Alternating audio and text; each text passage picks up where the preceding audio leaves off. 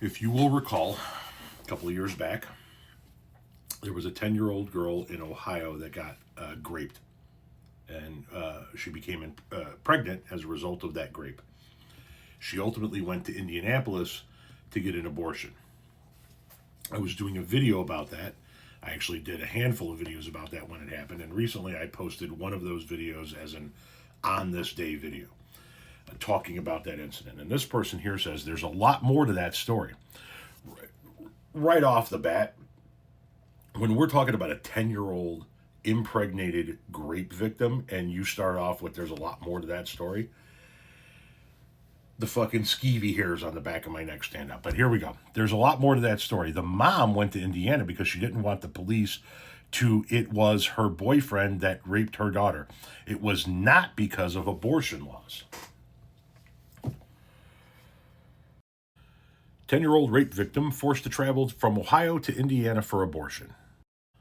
The case of a 10-year-old child rape victim in Ohio who was 6 weeks pregnant, ineligible for an abortion in her own state, and forced to travel to Indiana for the procedure has spotlighted the shocking impact of the U.S. Supreme Court ruling on abortion.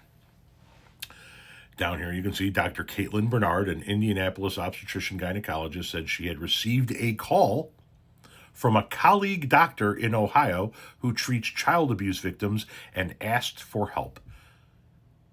Indiana's lawmakers have not yet banned or restricted, as of the time of this article, obviously that has changed now, abortion, but they are likely to do so with a special session of the state assembly convenes later this month. The doctor who performed the abortion got a call from a doctor in Ohio and said, hey, you got to help this person. We can't do it here. That kind of flies in the face of whatever personal knowledge about this case you may claim to have. The doctor herself said that doctors from the hospital in Ohio called them and said, hey, this needs to happen. We need help.